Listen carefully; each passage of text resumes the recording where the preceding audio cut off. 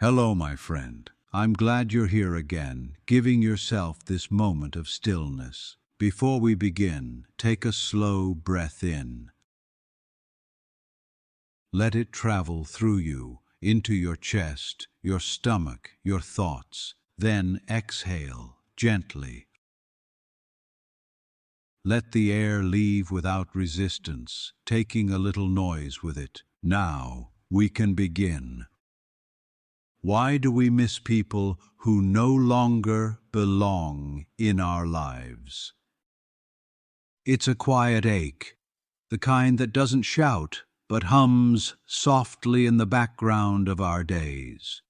You can go months, even years, thinking you've closed the door, and then something small, something harmless, cracks it open again. A song in a cafe, the smell of rain on a familiar street, a photo you didn't mean to find, and suddenly they're there again, not in front of you, but somewhere inside you, stirring like an echo that never learned how to fade. Most of us have lived that moment. The mind says it's over, the heart says not yet. Missing someone doesn't always mean we want them back. It just means they mattered. They shaped us in ways we didn't realize until the shaping was done. They left fingerprints on our days, and even time can't quite erase them. But why does the missing stay so long after the story ends? Maybe because every person we love becomes a mirror, not just of themselves, but of who we were when we were with them.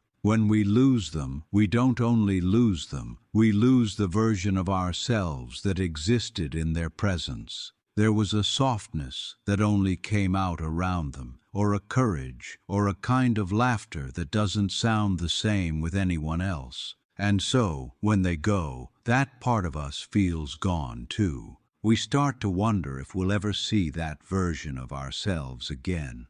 I remember a woman I once met on a train years ago. She told me about a friend she'd known in her 20s, someone she used to travel with, stay up talking with until sunrise, dream big, impossible dreams beside. They hadn't spoken in 15 years. "Sometimes I miss her so much it surprises me," she said. "But when I think about it, I don't think I miss her exactly. I think I miss who I was when I was with her. That girl believed she could do anything." Then she smiled quietly. "Maybe missing her is how that part of me says hello." That's what nostalgia is, isn't it? The heart reaching back, not just for someone, but for who we were in their light. Still, there's more to it than memory. Some connections are so profound, they imprint us. Even after distance, even after endings, they remain part of our emotional architecture, shaping the way we love, the way we guard, the way we open. It's why certain people pass through our lives and never fully leave. They built part of the bridge we still walk on. Sometimes the missing comes with regret, not the dramatic kind, just quiet wondering. What if we had said yes instead of no? What if we had stayed a little longer? But regret, like longing, is only a different form of love. It's love that didn't know where to go once the door closed. There's a man I think of sometimes, a friend I lost not through anger, but through silence. We simply drifted, different lives, different cities. One night, years later, I saw a painting that reminded me of him. The colors, the way light hit the surface, it was exactly his way of seeing the world. And I stood there for a long time, feeling that quiet ache of missing someone who's still alive somewhere, probably laughing, probably fine. It wasn't sorrow exactly, it was gratitude.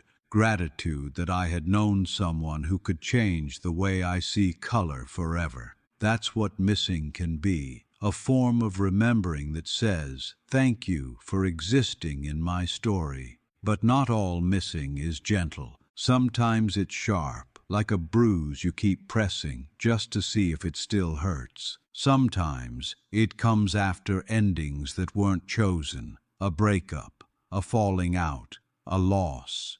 And in those moments, we crave closure. We tell ourselves that if we could just understand why, if we could get one more conversation, we'd be free. But closure rarely arrives as a single moment. It's a tide, coming in, going out. Some days we stand dry, some days we're knee-deep again. Missing is part of that rhythm. It's not proof that we're stuck, it's proof that we cared. Sometimes what we miss isn't even the person anymore. It's the idea, the possibility of what could have been if timing had been kinder, if we had been braver, if life had unfolded differently. I once read a letter written by a woman in her 70s to the man she loved when she was 20. She wrote, "We were young and foolish. I thought we'd have a second chance someday, but second chances don't always wait. Still, I want you to know, I think of you sometimes when I hear rain on the roof. I hope you're happy." She never sent the letter. She said writing it was enough. Sometimes missing is just a letter we write in our hearts and never send. And yet, it's not weakness to feel that way. It's a sign of depth. It means you loved honestly, you opened fully, you were alive enough to let someone leave a mark. We can spend our lives trying to avoid that, keeping love neat and small so it doesn't hurt when it ends. But what a quiet life that would be. The heart was made to stretch, even when it cracks. Missing someone is proof of that stretch. Over time, though, missing can transform. It stops being an open wound and becomes something more like weather, part of the landscape, familiar, manageable. You wake up one day and realize that thinking of them no longer hurts. It just is. The ache becomes a kind of peace, a soft echo that says, "Yes, that happened, and I'm glad it did." That transformation happens slowly, without ceremony. You stop checking for messages that will never come. You stop imagining what they'd say about your life now. You stop needing them to understand the new version of you. And in that space, you find gratitude. Gratitude that you had something worth missing at all. Because many people never get that kind of connection, that intensity, that recognition. The emptiness you feel isn't emptiness at all. It's the room that love once filled. And if you look closely, you'll see that the walls still glow faintly with the memory of it. The trick is not to tear those walls down, trying to erase the feeling. Let them stand. Let them remind you what it means to be alive. Sometimes missing someone becomes part of who you are. You carry them quietly, not like a weight, but like a melody you hum without realizing. You might not remember the words anymore, but the tune still runs through you. And one day, maybe you'll meet someone new, a friend, a stranger, a love, and you'll recognize a tone, a glance, something familiar, and for a second you'll think, "Ah, there you are again." Not the same person, but the same feeling, life returning in a new form, because love doesn't die when it ends. It just changes shape, sometimes into gratitude, sometimes into distance, sometimes into wisdom. It becomes the way you listen, the way you forgive, the way you show up for others. So maybe we don't really stop missing the people we've lost.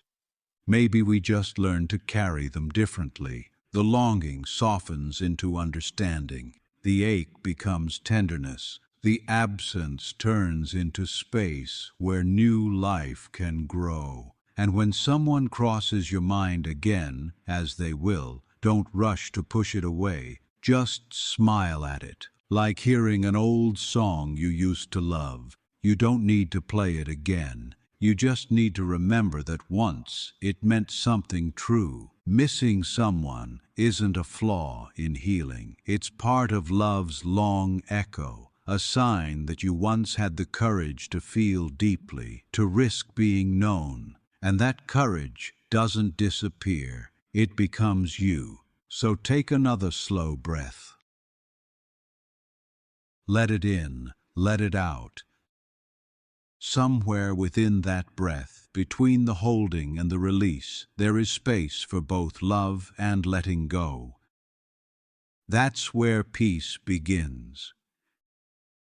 Thank you for being here, for giving yourself this moment to reflect. Stay gentle, stay curious, and stay kind. And if this question spoke to you, continue your journey with us on Yarven's Questions. More stories, more reflections, and more quiet truths are waiting for you. Take care, my friend.